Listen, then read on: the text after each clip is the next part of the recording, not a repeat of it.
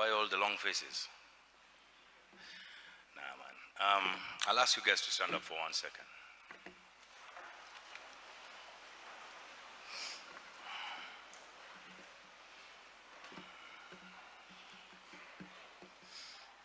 Okay, you can sit back down now.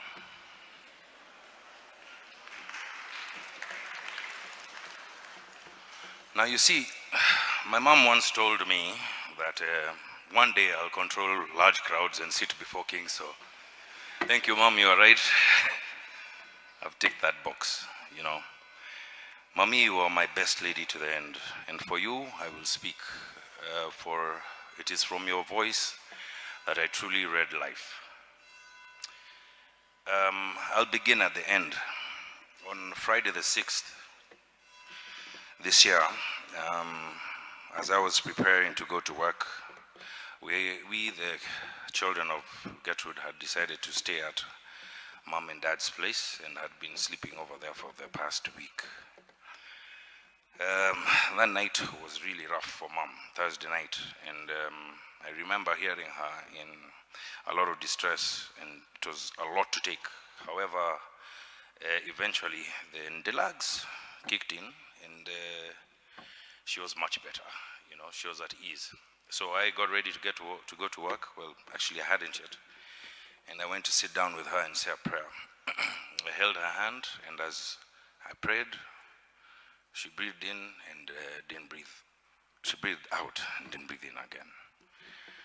I rushed to call my brothers and my sisters and my dad, and we all came and said our goodbyes.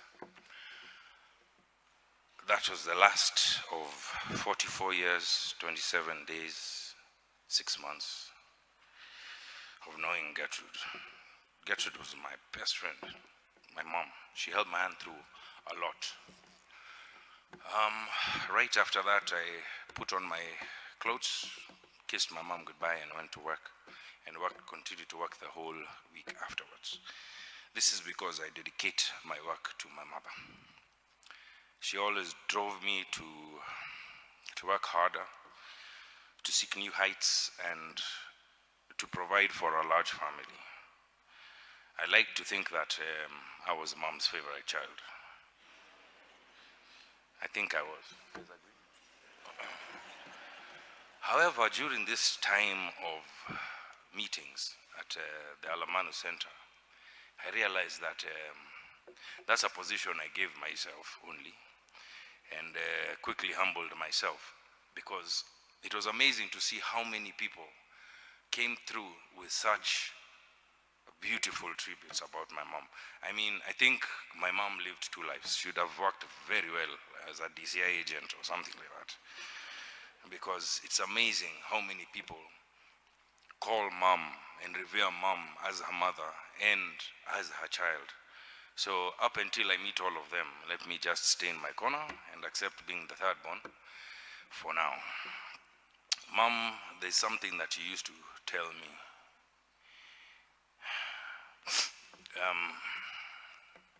Nothing in this life comes easy.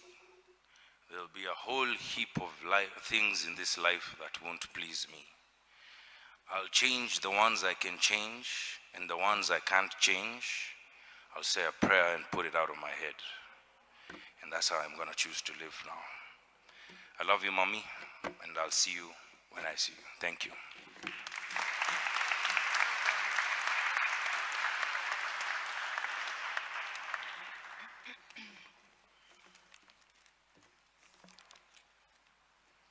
Good afternoon, church. Lessons. We talked about writing this tribute so much over the last few months, and I penned the words in my head as I often do, but getting them out on paper was a task I put off in denial of the truth of your transition. I want to pay tribute to just a few of the lessons you taught me, Mami. Love. Mami, you love me so completely, so unconditionally, so deeply. And you never tired of telling me and showing me your love. It seemed your love was like a tap left open, flowing freely. You did not know how to hold back.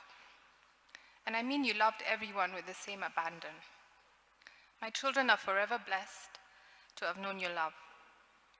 Your greatest legacy, Mami, was one of love. You showed me how to love by being love itself. Your warm embraces were something to behold. Always warm, never timed, and delivered the unsaid words of a powerful, unconditional love. Your last words to me were, Ningwendete kanagakwa. I love you, my child. And mine to you were, Ningwendete mami wakwa. I love you, my mother. You showed me how to love my children by how you loved me. You loved me even when it was difficult, because you said after all the hurt and pain, all that is left is love. Love will remain your enduring legacy. Joy. Mami, your joyous spirit was so infectious. Your smile and all the fun you infused in every situation meant it was such a pleasure to be around you. You taught me that happiness was my choice to make. I named my daughter McKenna after you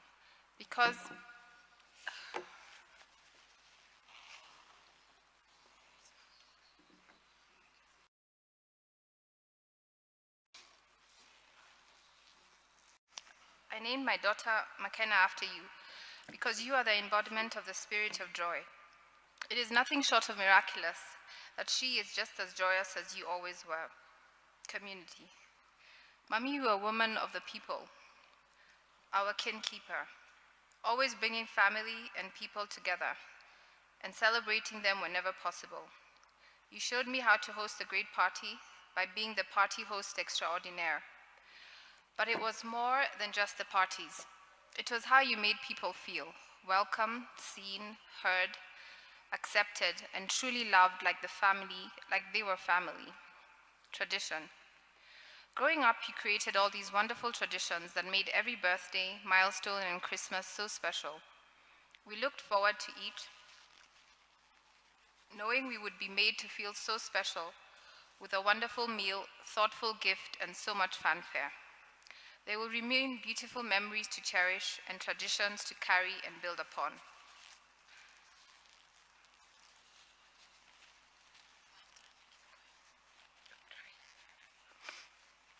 Authenticity.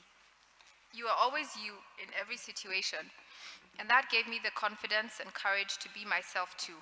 I love that you danced like no one was watching, and if they were, you pulled them up to join you. You danced whenever and wherever you had the chance to, and never sat it out. You truly lived Marianne Williamson's famous words, in that as you let your light shine, Mami, you unconsciously gave us the permission to do the same, and how brightly you shone.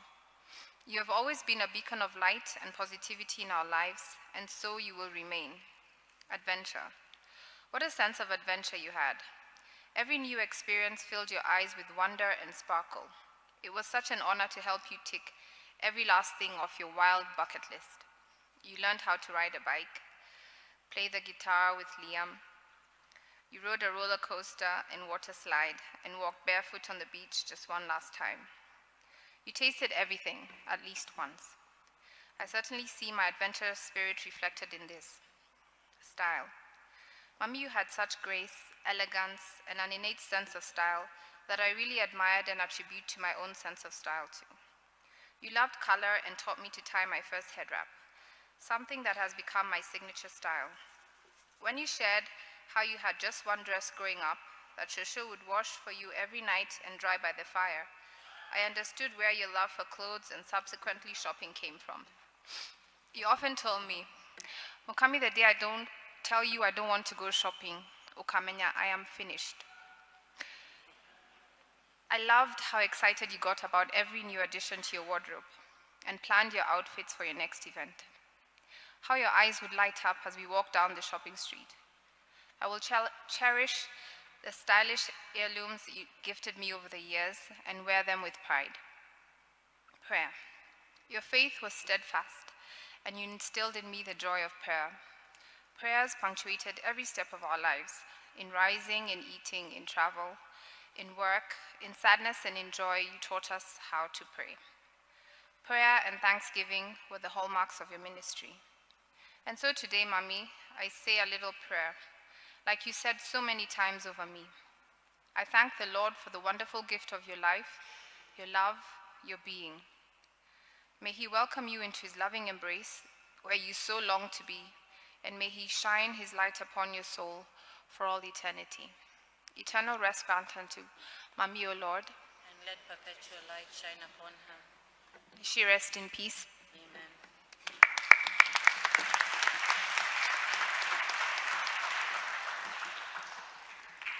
This Sunday was the third Sunday of Advent, and we lit the third candle, a pink candle, the candle of joy. So this week is a week of joy, and it's pink, my mom's favorite color. And so have no doubt that this is Gertrude's week, and it's a week of joy. She's in joy with God, my incomparable mommy.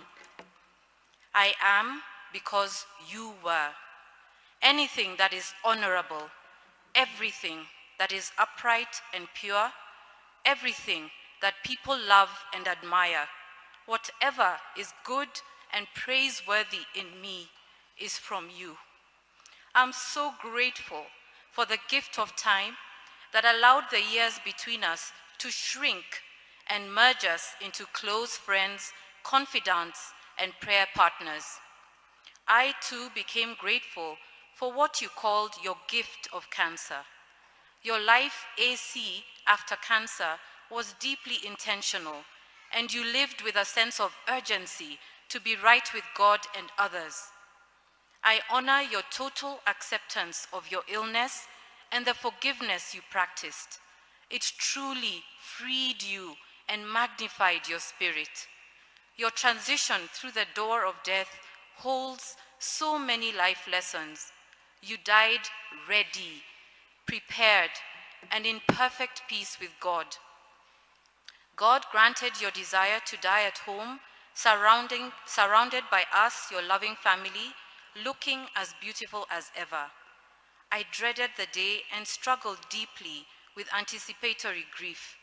In your absence, however, I realized that you are not gone, but more profoundly present in a more real way. I will hold you close in my heart, Mami, and continue to seek your counsel, sharing my sorrows and joys with you. Our friendship is only changed, not ended. I promise to live as you did, focused on God, and to ensure that me and my boys will join you in heaven when the time comes. You were incomparable, Mami, and I too will love you forever, here and in heaven. With all my love, your Kala, your Kana, and Mami. Thank you.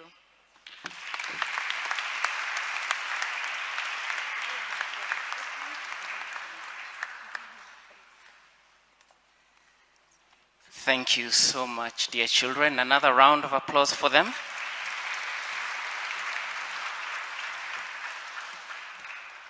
We would like to close this session of